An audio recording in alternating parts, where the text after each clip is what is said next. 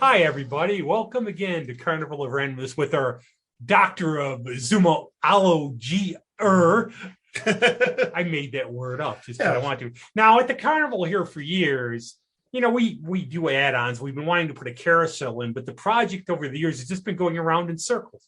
And on that, our guest probably wants to leave, but we thought we'd get somebody who talk about carousels and other stuff. And welcome. Very thrilled to have her, Beth Clark. Hi. Hey, thank you for having me. I'm very excited to be here. Can you just tell us a little about yourself and what's going on?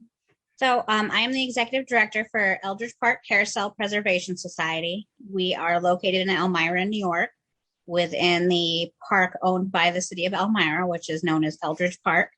And our attraction or our organization is dedicated to the historical preservation of the attractions within the park, because the park has a lot of history with amusements, and we have one of the fastest carousels in the United States.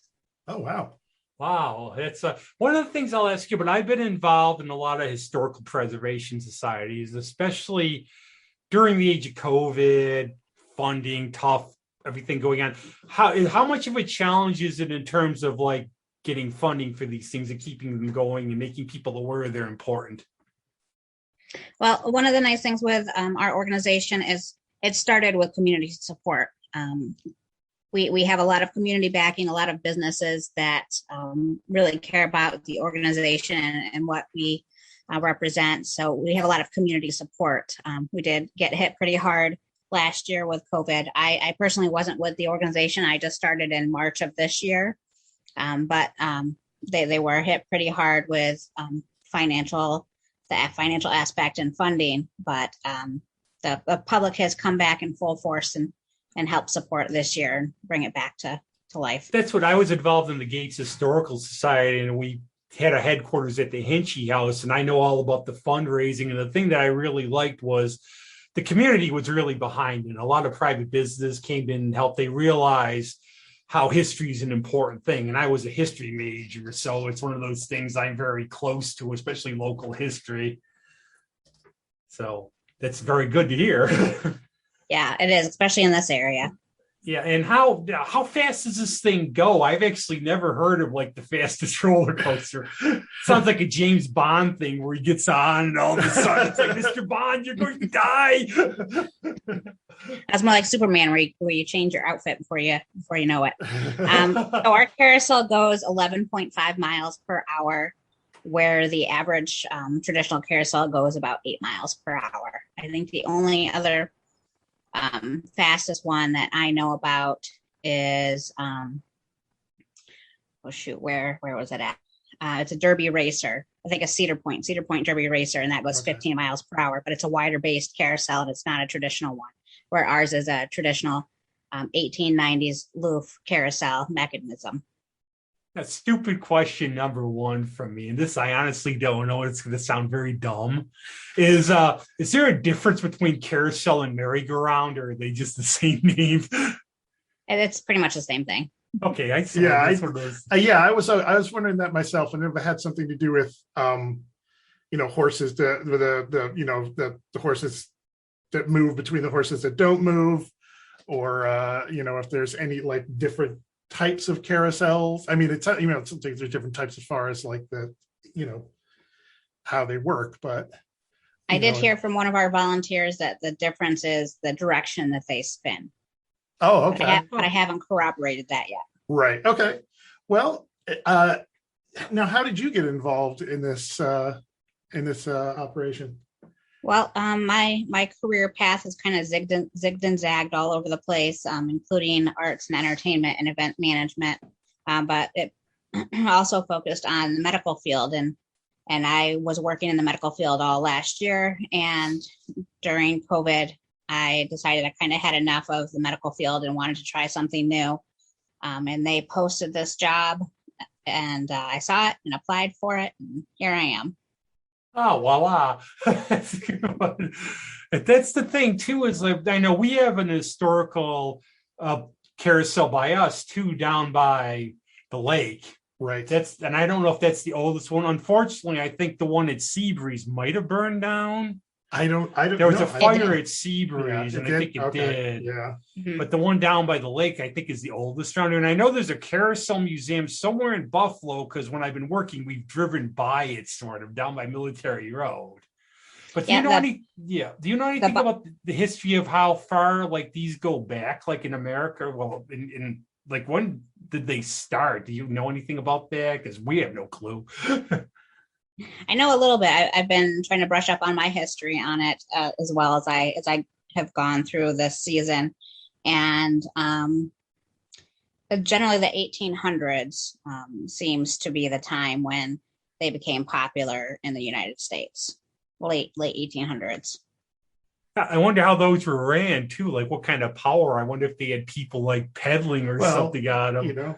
Steam.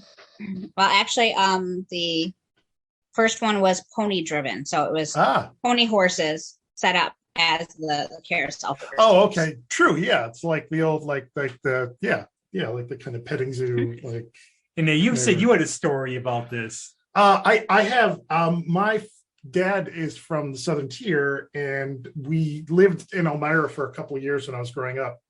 And so we're talking very early 80s. We went a few times to Eldridge Park, and it was, there was quite a bit. There was, it was like a, small amusement park, but there was quite a bit there when I went. And they had this roller coaster, which I believe isn't there anymore. But it was big. It was a relative like medium sized wooden roller coaster, and one of the last times I went there, they were running the roller coaster, and there's a big where it goes up the hill, it turns around, then it goes down the big hill. Well, when they get up to the first up on the first rise where it goes around that horseshoe. And this particular day, there was something wrong with the roller coaster, but this is a thing I've never seen before and we'll probably never see again. But a guy jumped out of the back and a guy jumps out of the front, and this happened every time, and had to literally run the thing around the horseshoe and then jump back in the roller coaster before it went down the hill. Wow. Yeah, and this goes to show you how much regulation has probably changed since the mid 80s. Oh, can you imagine like when it started? Like people probably falling off. I could not believe what we were seeing, but it wasn't. It just looked like the mechanism to pull it around wasn't working. So that okay, well, why don't we just have some guys just run it around? And that seemed a little bit risky, but it was my dad and I talk about it to this day, and he misses the roller coaster. Yeah. But I know that it sounds like a lot of the original. You have a lot of the original attractions that are being restored, or. So unfortunately, Eldridge Park has a little sad story along with it. The park operated for many years, and actually was run by the Long family, which is related to Rochester. The Long family and Bittler family own the Seabreeze amusement park. I didn't know that. I did not know that. So Bob Long, he ran the attractions within the park along with his family from 1924. I think he retired in the 70s or right at 80. And then his daughter and other family members continued to run it until 88. When in 88, there was a lot of crime happening in Elmira. There wasn't necessarily as much community support as there was before then and as there is now. And unfortunately, the Long family had decided that they couldn't support the business anymore here without any further community or city support.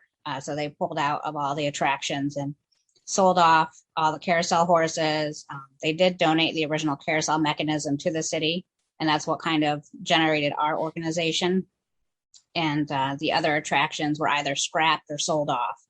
So the only original attraction that we technically have within the park is the carousel mechanism. Okay. We restored the carousel with that mechanism in mind. We had a lot of the animals recarved based on the original animals, and we have one of the original animals on the carousel itself that was here, at least back in the 40s and 50s. But yeah, the attractions themselves were kind of building from the ground up because the park kind of went to ruins after everything. Yeah, and I'd heard that it pretty much was just, kind of left, and it's a sad story that, but it's kind of familiar to hear these things about places that kind of outlive for a time their original purpose. But I was thrilled to hear that the park is starting to bring in attractions again, and the historical aspect of it is really cool, because that was my favorite thing as a kid. My favorite thing was going to amusement parks, and we didn't go that often. So every time I got to go to an amusement park, it was just the best. And I think that was part of it too, is we had, like, around here, we had Roseland Park, Seabreeze, and Olympic Park, and then Darien Lake probably later. Yeah. But the thing was, when you were a kid, it was special because you didn't go that often. You got all excited. You got to ride all day.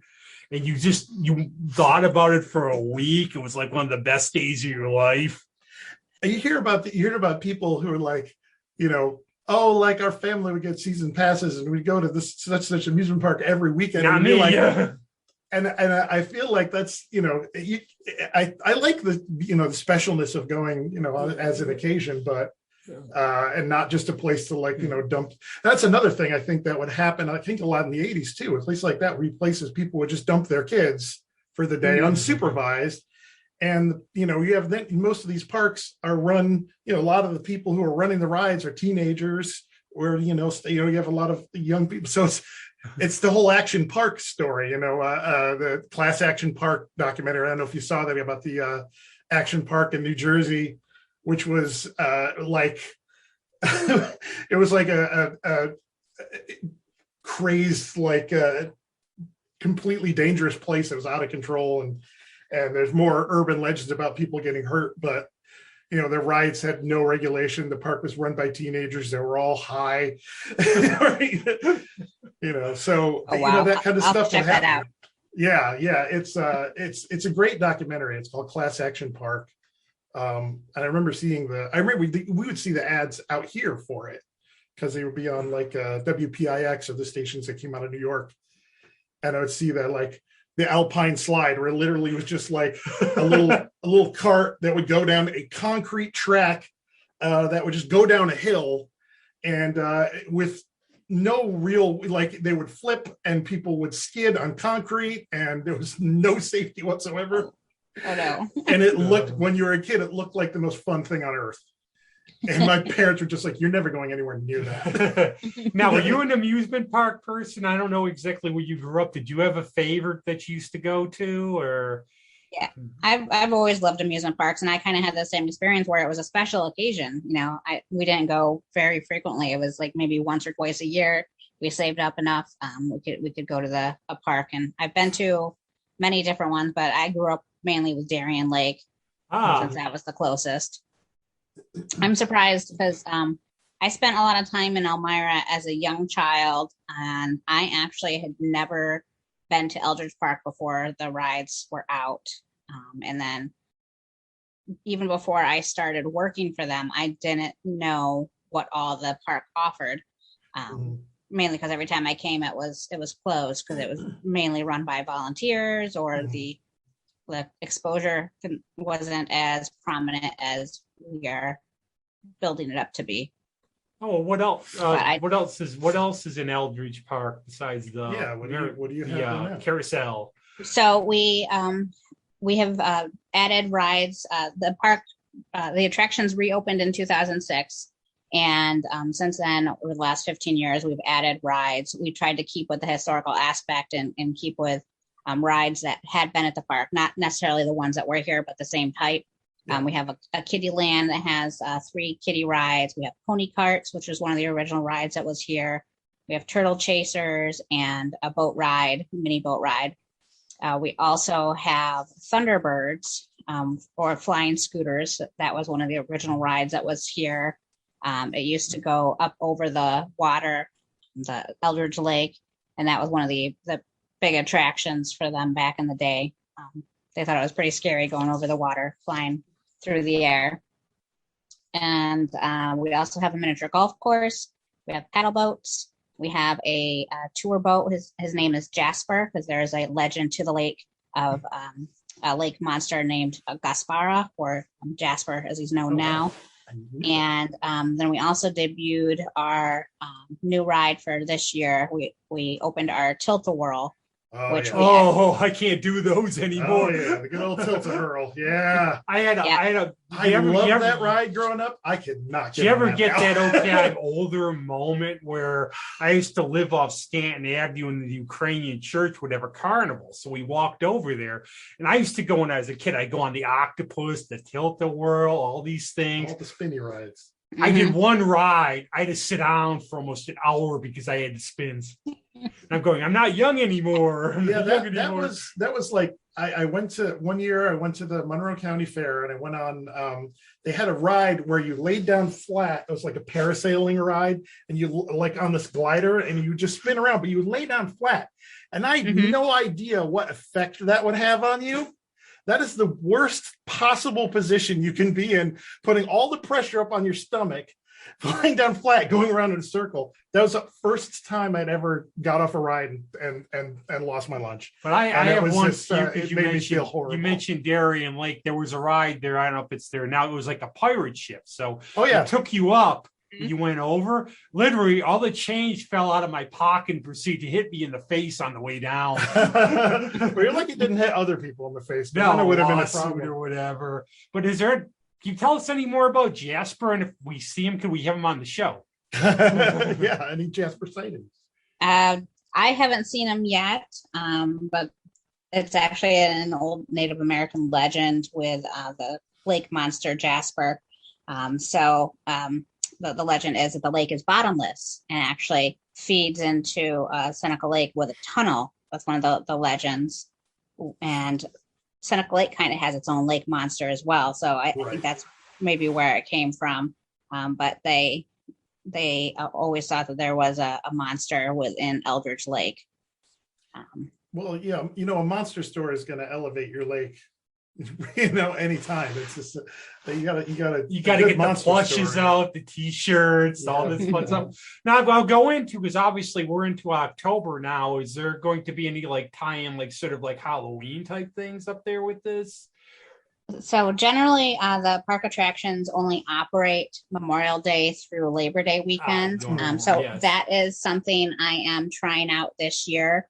The board has let me kind of expand out the horizons a little further and expand the exposure within the park to incorporate other holidays, including Halloween. We are limited on the city of Elmira, since they run the park. They kind of dictate on, when the bathrooms get closed up for the season and water gets turned off. So we are a little limited, but I'm hoping with Halloween, we can make it under that radar and still be able to have everything, like the facility is itself open. But we are putting together a Halloween attraction with our miniature golf course. Cool. And we're calling it Monster Mash Mini Golf. So you've never seen me play. That could be me playing, basically, since I played. Yeah, all monsters are welcome. So the course will be all done up as a haunted attraction. There'll be some actors within the mini golf course trying to throw you off your game. But we're hoping to have a couple of the other attractions open, depending on how many volunteers we can get, because it's going to be an all volunteer run event. Yeah, we'll have you could at the end, we'll put up some things if people want to get involved. But the thing was, if I played miniature golf, those actors would have to take out hazard insurance, kind of hit it with the ball every time. I'm just not good at miniature golf for some reason, like a hazard.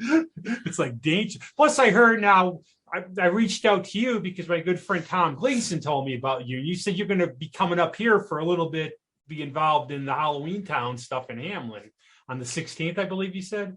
Yeah, I was hoping to come up because I haven't really got to experience his haunted attractions.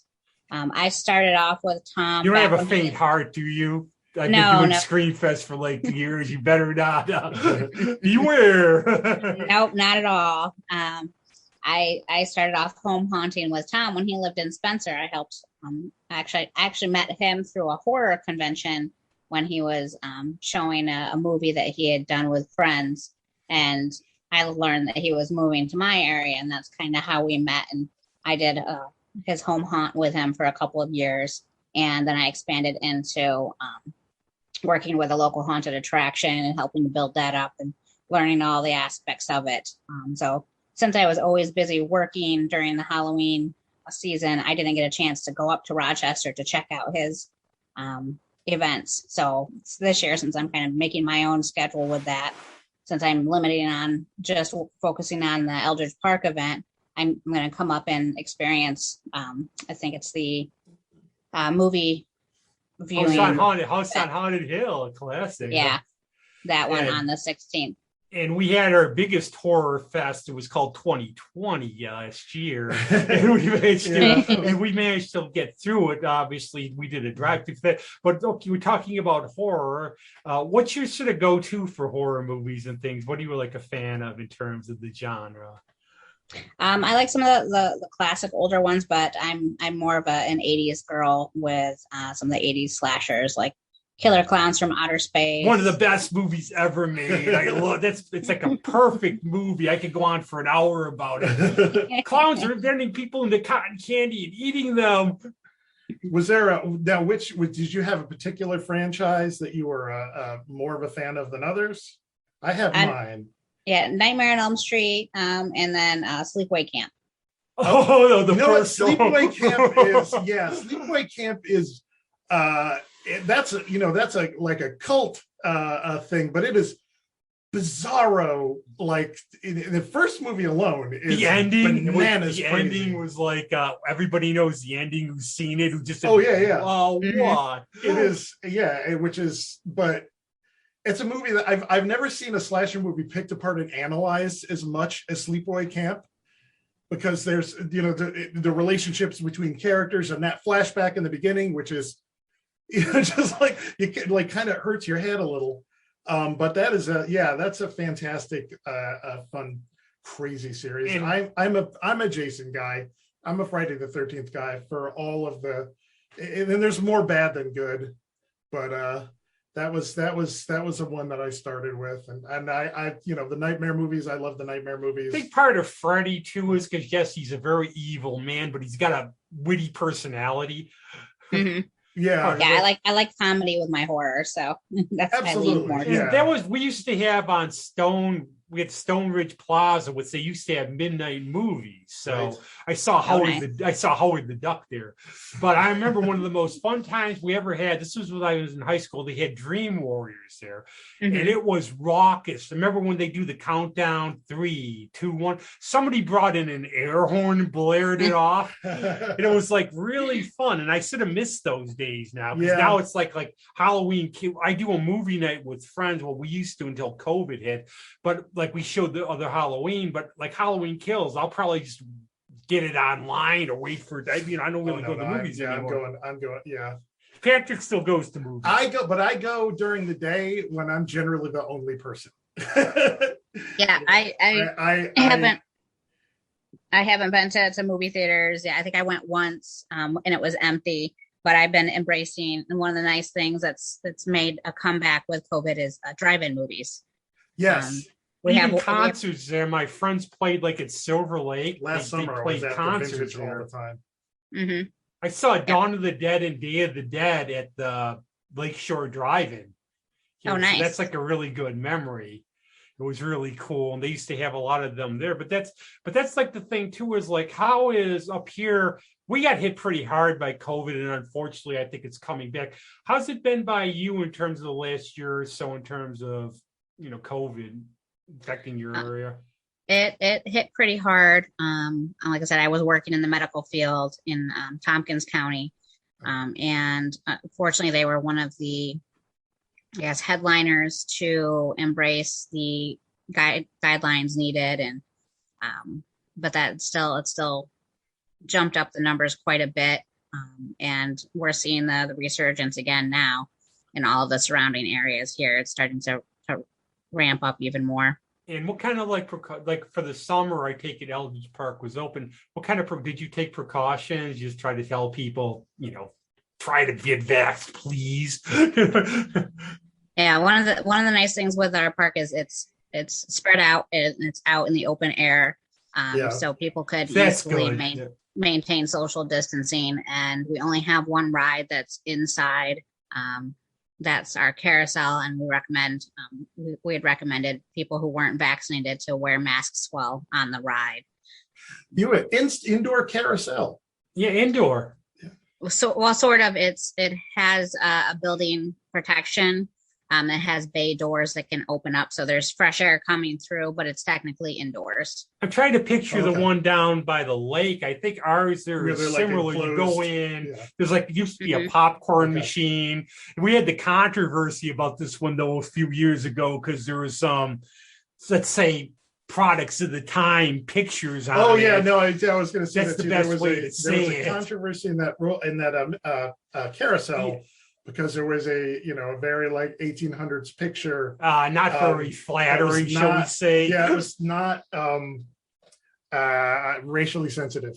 Well, let's put it that way. And there was a lot of talk about it was removed, and then of course there was people who were arguing that it was removing history, and but we don't get into serious stuff like that. I'm just bringing it up because that was a point that happened over here. The people who like basically between the camps, the people who wanted it gone kind of got what they wanted. But the one thing I'll ask you after a while, people just stopped talking about stuff. Yeah, but the one thing I'll ask you too is because we're not a visual show, could you like describe the look of your carousel a little? You don't have to be perfect, just a little bit, so we have an idea what it looks like. The exact dimensions or anything. Yeah, because I couldn't do it. Sure. So the carousel, we have a menagerie of different animals. It's not just horses. We have a goat. We have a lion. I want to ride the goat. I love goats. We have a llama, or not llama. What do we have? Alpaca. I'm thinking giraffe. Sorry, we have a giraffe. Any dragons? I'm thinking long neck. That's all I'm thinking. We do have our chariots have the dragon symbol. There you go. There we go. That's the. We'll just leave that there. It's gonna. And it's 3 rows. We have 2 rows of jumpers. We have a brass ring feeder. Where actually there's only about 20 brass ring feeders in operation still. I was going to say I've never been on a carousel that had the brass ring. Like, how does that work? So the brass ring, it's different in how it used to operate. So how it used to operate is there would be a brass ring holder, a boy assigned to it. You would get 1 brass ring for your full employment time for that season, and you had to keep track of it and get it back from whoever caught it, and then you give them the free ride token. And then there would be iron rings mixed in, so you wouldn't always get a brass ring. And if you got a brass ring, then you would get a free ride on the carousel. So that's what I love about, I love historical tidbits, and you always how many times we use phrases we have no idea what the heck we're talking that's about. The thing. I think aim for the brass ring. Where does it come from? Yeah. Mm-hmm. But here's the question. How does it work now? So how it works now is there's a button that the carousel operator can press to drop a ring down. And you can try to catch that 1 brass ring that gets dropped down per ride. Okay. See, now we know. Now we know. I think that's awesome because I've always heard about the brass ring growing up, but I've never I was always looking up at every carousel I went on. There was never anything happening, and I was just like, wait for that brass ring. Most people didn't even know what I was talking about. Here's one. You're gonna have to make a trip back down and no, absolutely. Oh yeah, here's one for you too. Here's one for you too. Now this is just one of those we're not serious on the show, but what is a horror movie or something where you think they made the best use of a carousel in it? I know the answer already for me. That's why I came up with the question. Well, it's not really a horror movie. Good enough. But I'm a big fan of the Twilight Zone. And, yes. Is from the area, as you guys know. So there's I know Ann actually. She came up here and did a speech about her dad's book she wrote, and we hopefully will have her on the show. So I know she lives around Ithaca, or she did. I haven't been But I actually communicated her a lot after my dad passed away. I said, thanks for the book on your dad, because it actually really helped me. So, which was really cool. So there's one episode. The title is leaving my brain right now, but there's one episode that's the title. That's a good Twilight Zone title. That uses one of the carousels down in Binghamton, New York. Oh wow, that's cool.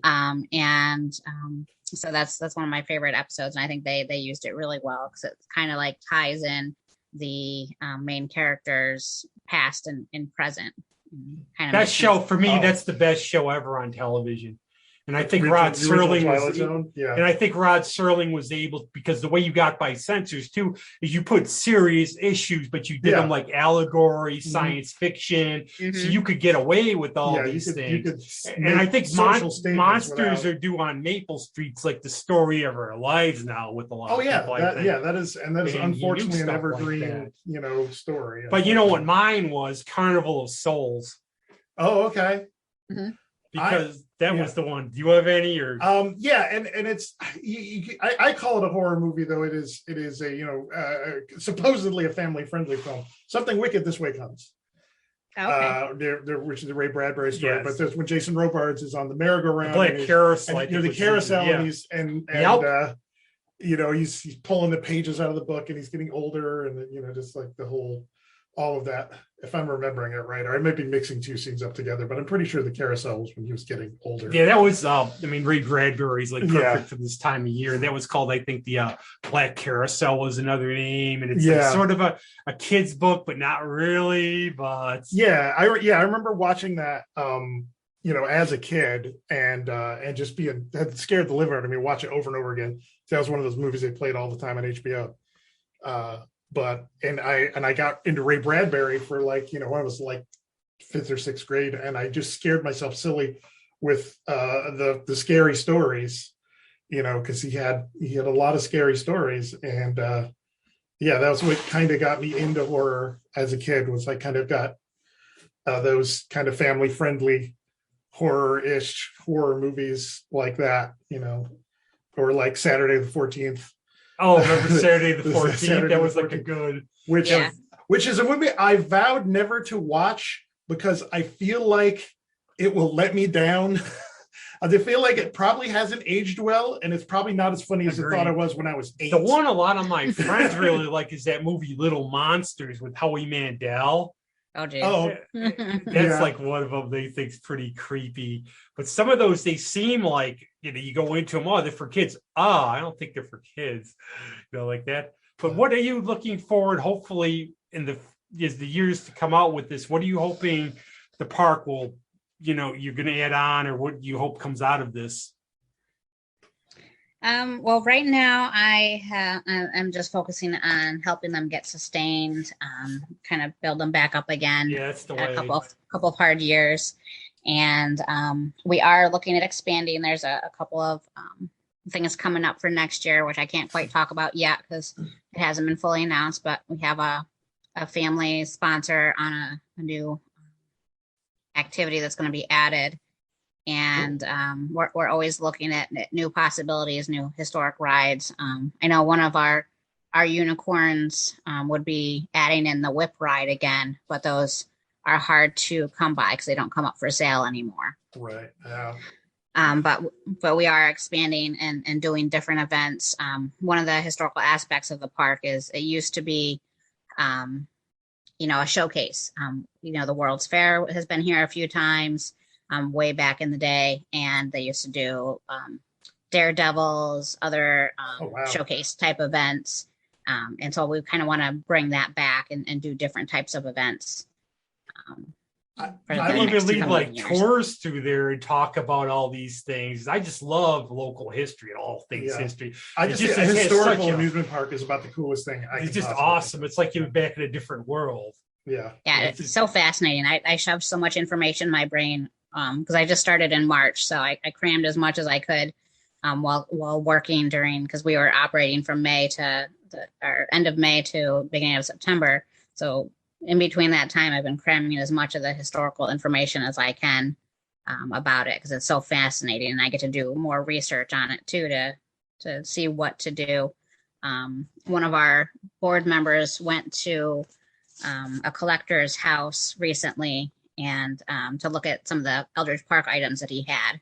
And he came across this brochure. I know you're not a visual thing, but it's we so can neat. see it. No, No, but that's so- that's the Yeah. coaster. That's the coaster. So Yep. Speedway coaster. is there any chance that a coaster could return to Eldridge Park? There's a lot of something factors at play. Yeah, Yeah, there's a that's lot of that's factors big- at play. It'd be a big expense. It would take up a lot of space because right now, the park, I was looking at this brochure and it's so funny because the brochure says 50, let me find it. I think it says 57 acres. Yeah, 57 acres of fun and recreation, where right now the park itself, it's been trimmed down over the years. We're only at about 15 acres, and then the attractions are only operating on a couple of acres. So we Yeah, would have to try to petition to the city to take up some more of the ball fields and squeeze one in. But unless we can find a big sponsor with deep pockets who wants to see a roller coaster return, it probably, unfortunately, won't happen. That's a lot to ask. One for. thing I That's would pie in the love sky. is we have our Genesee Country Village up here, and they do a lot of reenactments with things. They do old baseball games. To do like a reenactment of the World's Fair there, I think would be really cool. That would be pretty neat. I think that would be pretty fun because that's like Genesee Country Village. They have the old baseball games from the 1900s. They do Civil War reenactments. I don't know. I know the odds of historic traveling amusements. I can't imagine that a lot of the original rides that would travel are probably would never fly in today. No, probably not. But the sideshow acts are making a comeback, so yes, to embrace that and maybe bring some different sideshow acts back. You get a 10-in-1. You got to get a 10-in-1 in your park. That's you got to get the man-eating chicken and the, bearded lady, the bearded lady, the pickled pugs or whatever they're called, the little like fetal pigs in jars and stuff, all the weird stuff. That's like one of the X-Files episodes that always sticks out, and I guess that community is a real community in Florida. Well, the Jim Rose Circus was part of it, and there's a whole community of carnival workers in Florida that that's where they live off season, but there's actually a book, if you've never read it, it's by David Galertner. It's called The Lost World, the World's Fair from the 1930s. You might find that really interesting. Yeah, I'll have to check that out. But it's like there's so much to try to attract, especially I think the younger kids now and thing. I think they could find it. It's like I try to push science. History is really cool when you get people involved. Mm-hmm. It's like a really fun thing. Well, it's like, how about okay, we're going to take a historical field trip. It's like we go to an old fort. We go to we could go to a park. Or we could go to this amusement park. Guess who's gonna? It's like I can't imagine a field trip. You having a better field trip to go see a historical amusement park. I would. And maybe down the line you can do a raffle. Somebody can have dinner with Jasper. But obviously, we live in a part of the country where outdoor rides go dark for more than half the year, which is unfortunate. But we have our weather up here is getting, I don't know. I've been to Corning lately because I've done work down there and I see the signs for Elmira, but in Rochester we have our 2 weeks of summer and now we're putting the winter clothes on. So and we had a very rainy summer too. Yeah, we did. Humid. Yeah. And I know Seabreeze, I think 2020 where they closed all year because of COVID. I believe, I think they were. But I think it's history too, because I'll have a friend, she lives in Ohio. She would come back and she lived by there. And this is where I think history builds memories, parks build memories. We would have to go in to get those little pinwheel waffles every time she came back because she remembered them. Oh, yeah. And I think they bring all things like your park. They bring memories. Some kids go now, 30 years from now, if the Martians haven't conquered us by then or whatever else, who knows? They'll be going. Really I remember when I went on that because I think that's what that history of it does. You remember all those. I still remember from when I was a kid. Oh yeah. Oh, and I remember. I swear. Tell me if I'm wrong. There was a dark ride at Yep. Eldridge Park, Yeah, we and had it a was pretzel ride. what? It's a pretzel ride. That's the brand that made it. Oh, okay, It's a yeah, one story pretzel ride. Yep, called the yeah, Spook House. yep, yeah. And I don't remember much about it. I do remember at one point though, uh, a pillow with two black eyes just popped up behind a thing. And granted, I'm like 14, 15 years old, so my brother and I were and we laughed our heads off because we're like, that is just it was hilarious because it was just like, it's a pillow, but I could see like a little kid still being scared by it. It doesn't matter, and they're just like, Okay, we're going to hit October now. This will be out the first week of October on Monday. So I'll ask you, Patrick, in terms of, you said it's spook houses, haunted houses. Do you have a favorite from when you were a kid that scared you or was really fun at some park? So yeah, that's a hard one because I don't scare easily. I think that's why it made it. One that you enjoyed, though. One that you enjoyed. Natural transition. You enjoyed, yeah. Because you're braver than I am.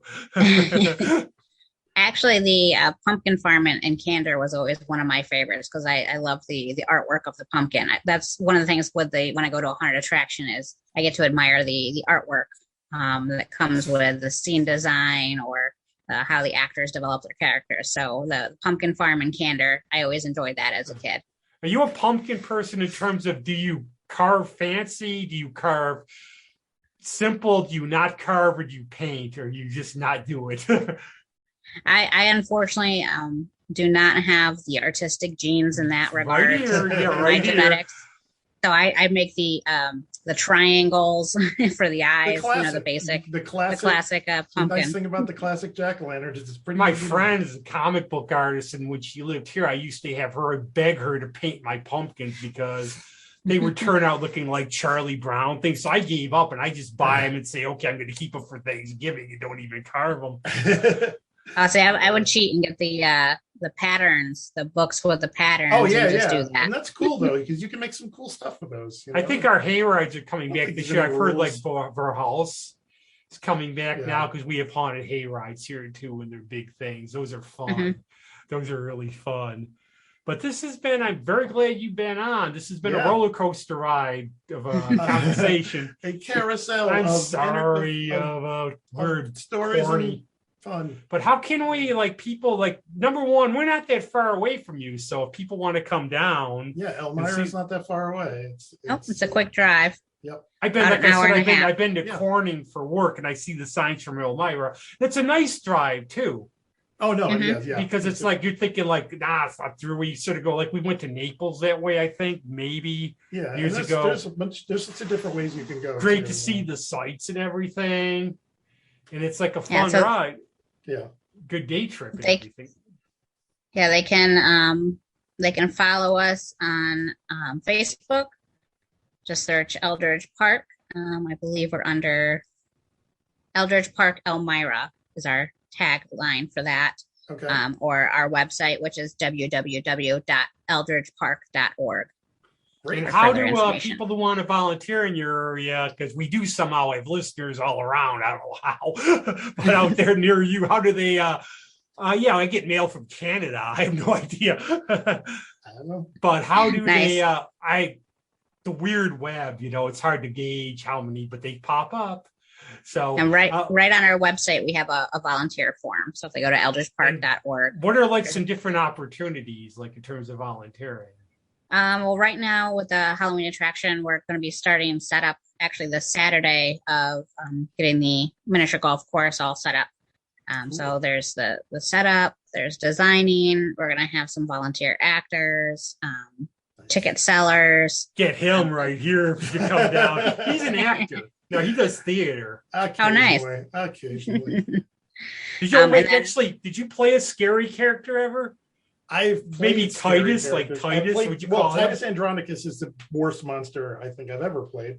But I got to hand it to you on that one. That was a good performance. I played some Shakespeare baddies, but I did 1 year at Fear at Frontier back in the day, and I was they had a pirate house, and I just literally just jumped out at people in one room, and I got punched.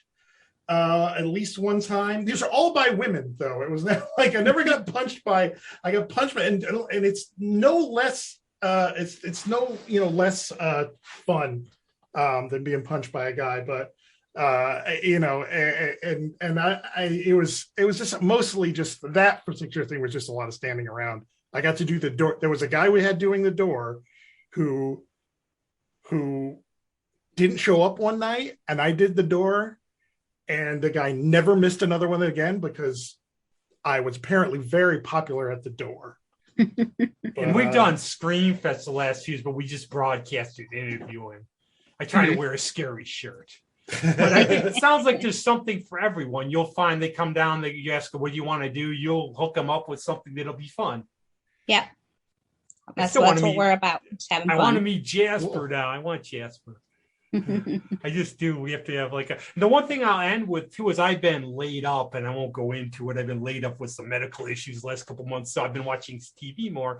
And restoration and these kind of shows, it seems like it's a big thing now.